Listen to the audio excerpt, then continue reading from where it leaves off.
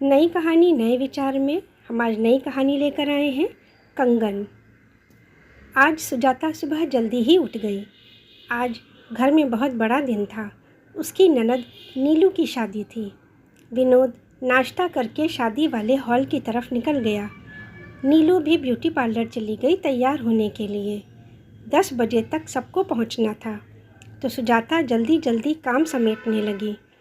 2 साल की उसकी बिटिया तनु जब बार बार उसे तैयार होने में देर कराने लगी, तो सुजाता ने उसके हाथ में खिलौनों की टोकरी पकड़ाकर उसे बिस्तर पर बिठा दिया और स्वयं इत्मीनान से तैयार होने लगी। आखिर बहू है इस घर की, सबकी नज़र उस पर भी तो होगी। तभी उसकी सासू माँ ने आकर बताया कि नीचे गाड़ी आ गई है, जल्दी से तनु को तैयार कर दो, तब तक मैं कमरा ठीक कर देती हूँ। सुजाता तनु को तैयार करने में व्यस्त हो गई और निर्मला जल्दी जल्दी बिखरा कमरा समेटने लगी। तनु के खिलौनों की टोकरी उठाकर अलमारी के ऊपर रखी। सुजाता ने तनु को सुंदर सी घाघरा चोली पहनाई और झटपट दोनों गाड़ी में बैठ गईं। गाड़ी हॉल की तरफ चल पड़ी। तभी सुजाता का ध्यान अपनी सूनी कलाई पर गया और उसके मुंह से निकला, हाय राम, जल्दी जल्दी में कंगन पहनना तो भूल गई। झट से उसने अपनी बाजू साड़ी में छुपा ली। सुजाता वो कंगन पहनना भूल गई थी जो सब गहनों में सबसे ज़रूरी थे, जो इस घर की किसी परंपरा को संभाले हुए थे। एक धरोहर की भांति एक बहू से दूसरी बहू के हाथ में थमाए जा रहे थे। यह कब से चला आ रहा था, यह तो उसके सास को भी नहीं पता था। जब वो 4 साल पहले इस घर की बहू बनकर आई, तो उसके हाथ में कंगन देते हुए सास ने कहा था, सुजाता, इसे संभाल कर रखना और हर तीज त्योहार शादी ब्याह में पहनना। तब विनोद के पापा जी भी साथ खड़े मुस्कुराते हुए बोले थे, हाँ बहू, सास की बात को पल्लू की गांठ में बांध लेना। बहुत ही खुश मिजाज थे। अभी 2 साल पहले एक दुर्घटना में अचानक से परिवार को अकेला छोड़ गए। माँ जी तो बिल्कुल टूट गई थीं। सुजाता ही थी जिसने सास को ही नहीं बल्कि सारा घर बड़े अच्छे से संभाल लिया था। जायदाद के नाम पर बस यही एक घर और नीलू की शादी के नाम पर एक प्लॉट खरीदा था। उससे ज़्यादा कुछ नहीं छोड़ कर गए थे। विनोद अस्पताल में बतौर एक नर्स नौकरी पर कार्यरत था। पापा के जाने के बाद उसके कंधों पर परिवार के अलावा बहन और माँ के खर्चों की भी जिम्मेदारी आ गई थी। मन से शायद इस जिम्मेदारी के लिए तैयार नहीं था, तो गुस्सैल और चिड़चिड़ा सा हो गया था। सुजाता विनोद के गुस्से से बहुत डरती थी, इसलिए पूरी कोशिश करती थी कि विनोद तक कोई तनाव वाली बात ना ही जाए। एक सुघड़ और समझदार बहू के सभी फ़र्ज़ बड़े अच्छे से निभा रही थी। निर्मला को भी बहुत प्यार सम्मान देती थी। शादी में पूरा समय सुजाता विनोद और निर्मला से अपनी कलाई छुपाती रही। शाम को शादी से निपट कर घर आकर जब वह अपने गहने डिब्बे में रखने लगी, तो उसकी चीख निकल गई। कंगन डिब्बे में नहीं थे। 2 मिनट सुजाता जैसे पत्थर सी हो गई, फिर जल्दी से खुद को संभाल पागलों की तरह कंगन ढूंढने लगी। कंगन तो कहीं भी नहीं थे। अलमारी, बिस्तर, पलंग के नीचे, तनु की खिलौने की टोकरी, हर जगह निराशा ही हाथ लग रही थी। सुजाता ने झट से कमरे का दरवाज़ा बंद किया और फूट फूट कर रोने लगी। कंगन अच्छे खासे भारी थे। एक मध्यवर्गीय परिवार के लिए एक बहुत बड़ा आधार, मुश्किल वक्त के सहारे जैसे थे। सुजाता ने अपनी सहेली कोमल को फ़ोन कर सारी बात बताई।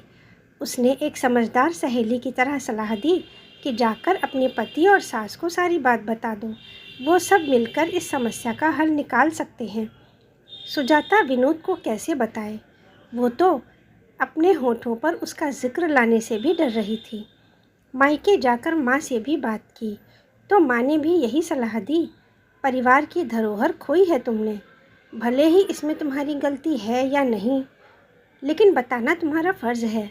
पर डर के मारे वह न बता पाई। दिन बीतते गए। यह राज उसे हर वक्त सालता रहा। शादी ब्याह त्योहारों पर कंगन भारी हैं, पहनने का मन नहीं, बहाने बनाकर सासू माँ को टालती रही।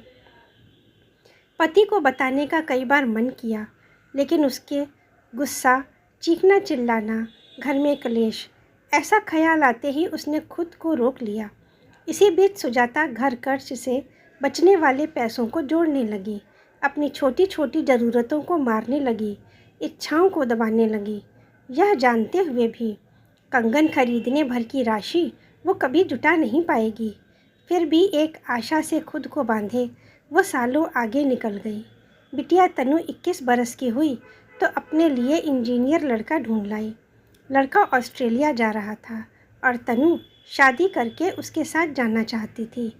विनोद और सुजाता को घर बार सब अच्छा लगा तो महीने भर में तनु की विदाई की तैयारी शुरू कर दी। शादी के खर्चों के साथ साथ गहनों का भी इंतजाम करना था। विनोद इस बड़े खर्चे के लिए अभी तैयार नहीं था। बिटिया ने शादी का फैसला उसकी योजना से कुछ पहले ले लिया था। माँ ने सलाह दी, बेटा तू चिंता मत कर, हम वो खानदानी कंगन बेच देंगे। तुम्हारा तो कोई बेटा है नहीं, जो आगे बहू आएगी। सुजाता ने जब यह सुना तो उसका शरीर कांपने लगा। बरसों से दबे राज का पर्दाफाश होने जा रहा था। गुनाह के कटघरे में सवालों की बौछार में खुद को देखने लगी। जल्दी कोमल को फ़ोन किया कि घर आ जा, आज मुझे तेरी ज़रूरत है। वह जाकर जमा किए हुए रुपए गिनने लगी। 40,000 ही जोड़ पाई थी, पाई पाई बचाकर इतने बरसों में। पैसे हाथ में लेकर खड़ी थी कि तभी जगदीश, जो कि घर में सफ़ेदी पेंट कर रहा था, आकर बोला, दीदी जी आपके कमरे की अलमारी बहुत भारी है, थोड़ा खींचने में मदद करवा दो। सुजाता ने कहा, ठीक है मैं आती हूँ। रुपए हाथ में दबाए सुजाता जगदीश की मदद करने आ गई। दोनों ने मिलकर जैसे ही अलमारी खिसकाई तो सुजाता के चेहरे पर हल्की सी मुस्कान आई। धूल और जाले से भरे नन्ही तनु के कुछ खिलौने अलमारी के पीछे अटके पड़े थे। शायद वो उसकी खिलौनों की टोकरी से गिरे थे ऊपर रखते समय। जगदीश ने खिलौने समेटते हुए कहा, दीदी जी आप अपना काम कर लीजिए, यह सब मैं साफ़ कर लूँगा। सुजाता रुपए लेकर चलने लगी। जगदीश चीज़ें उठाकर एक तरफ फेंकने लगा। एक ठक की आवाज़ ने सुजाता के पैरों को रोक लिया। यह आवाज़ कहाँ से आई जगदीश? उसने चौकन्ना होकर पूछा।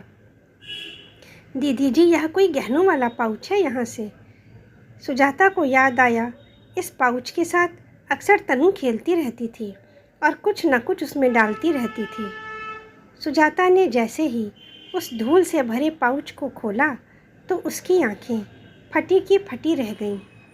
दोनों कंगन में आज भी वैसी ही चमक थी जो उसने 25 साल पहले देखी थी। कंगन हाथ में थे। सुजाता को अचानक यकीन नहीं आ रहा था। 2 साल की तनु जो उसके साथ बैठी खेल रही थी, उसने कब माँ के कंगनों को उठाकर पाउच में डाल दिया और पाउच अलमारी के पीछे कहीं अटका रहा। कभी पीछे ध्यान ही नहीं गया। वो फूट फूट कर रोने लगी। उसका रोना सुनकर सभी भागकर आ गए। विनोद ने जगदीश की ओर देखा, वो भी निरुत्तर सा देख रहा था। तभी कोमल आ गई और आकर सुजाता के पास बैठकर बोली, क्या हुआ? सुजाता ने उसके हाथ में वो पाउच पकड़ा दिया। कोमल ने देखा और जब सारी बात बतानी शुरू की तो विनोद और निर्मला के चेहरे हैरान से सुजाता को देख रहे थे। निर्मला ने सुजाता को गले लगा लिया और प्यार करते हुए बोली, पति को ना सही मुझे तो बता सकती थी। कब मैंने तुझमें और नीलू में फ़र्क किया? विनोद भी अपने गुस्से की वजह से थोड़ा शर्मिंदा दिख रहा था और सोच रहा था, काश उसने गुस्से के साथ साथ पत्नी को विश्वास भी दिया होता। माँ ने कहा, देख लिया अपने गुस्से का परिणाम। सालों तक बहू भीतर ही भीतर घुटती रही। विनोद ने सुजाता को हाथों से उठाकर खड़ा किया और बोला, आज तुम्हारे इन जमा किए पैसों से तुम्हारी दबी सभी इच्छाओं को पूरा करते हैं। सास ने बड़े प्यार से सुजाता के हाथ में वो कंगन पहनाकर उसका माथा चूम लिया। दोस्तों, आशा करती हूँ कहानी अवश्य पसंद आई होगी, तो लाइक कर दें और हमारे चैनल पर नए हैं तो चैनल को सब्सक्राइब भी कर लें। आपके सहयोग के लिए आभार व्यक्त करती हूँ और प्रयास करती हूँ कि ऐसी ही नई कहानियाँ लेकर आपसे मिलती रहूँगी। धन्यवाद।